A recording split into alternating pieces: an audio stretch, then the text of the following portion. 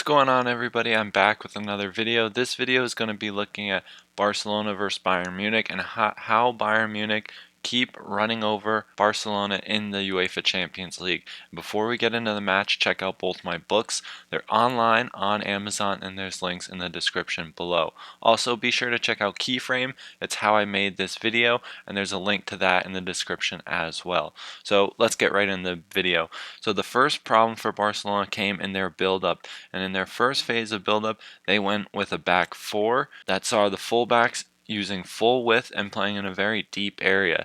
Then this would then further promote the use of double width for Barcelona going forward, with the fullbacks primarily playing a bit wider but having the ability to interchange their width in the wide area with the wingers. Then we see Barcelona play with a 4-3-3 with a single pivot of Sergio Busquets and two advanced midfielders playing through the half space.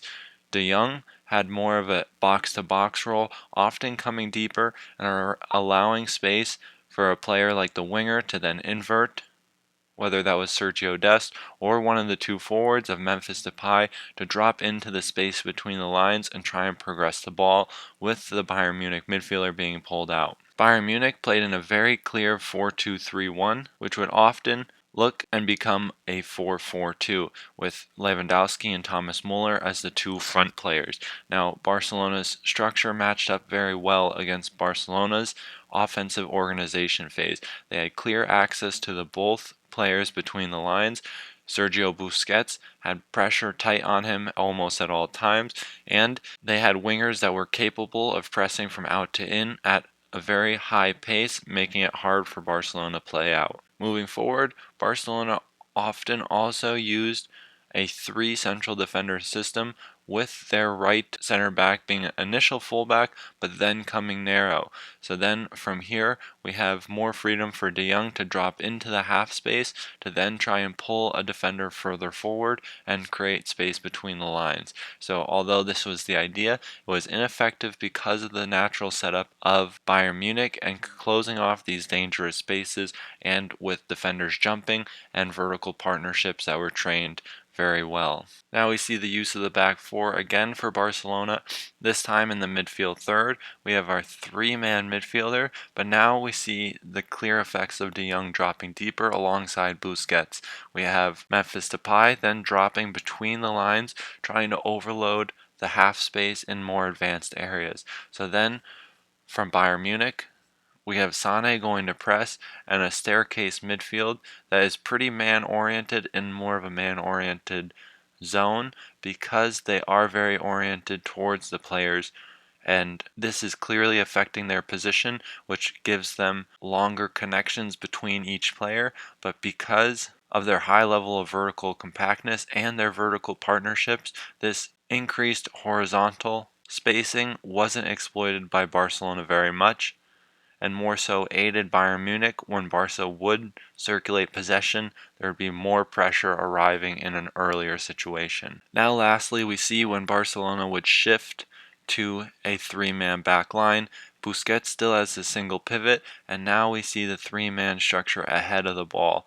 And we see that the interior midfielders, or the eights of Barcelona, would try to play between a wide midfielder and the same-sided central midfielder. So they would try to affect two players with their movement in the half space, while opening up either space between the lines for the players in the half spaces, or open up spaces in the wide area to simply progress around Bayern Munich's block. But Bayern Munich established strong spatial control in the central areas, forcing the ball wide, where they were then effectively able to isolate possession of Barcelona. Bayern Munich in possession had a lot more fluidity and structural differences and different ways they could break Barcelona down. So we have a clear back four in the midfield third for Barcelona, a single pivot in this moment of the match, and this would then see Thomas Muller, Lewandowski, and the wide midfielders all able to then either occupy the full width, which Nagelsmann isn't so much a fan of occupying full width when the ball's on the weak side.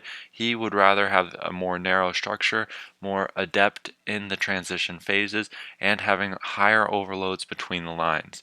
But Barcelona played in a 5-3-2 or a 5-4-1. So we have our four midfielders here. Dest as a wingback, jumping higher up the field and leaving Memphis Depay as the lone central forward. And this gave a lot of space for players in the central corridor of Bayern Munich to then pick up the ball in central areas and dictate play from here. Then Barcelona also had the issue of dealing with the players and the overloads between the lines, as their spatial control wasn't strong enough to completely control the threat from these areas. So now we have our 5-man back line with our 4-man midfielder, with Dembele dropping in from a central forward position in the left-hand side as a left-handed midfielder, and Memphis Depay as the lone forward. We also see the versatility of Pavard on the right-sided, coming in as a right-sided central defender from his fullback position, creating a 3-man build-up phase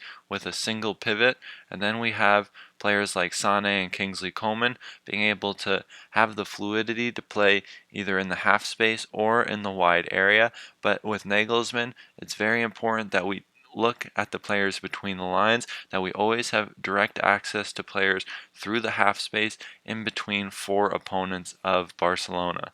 So as we see, the positioning of the advanced players made it very difficult for Barcelona throughout the match, as we see first on this side Kingsley Coman playing between the lines, threatening and dangerous space, and then on the weak side we have our weak side midfielder going higher up the field and occupying the same 4 defenders on the weak side that would then affect each of their movements and give Bayern Munich a very efficient approach to trying to break down this Barcelona 5-4-1 low block. And that's where we're going to wrap up the analysis. I hope you guys enjoyed it, and I'll see you in the next one.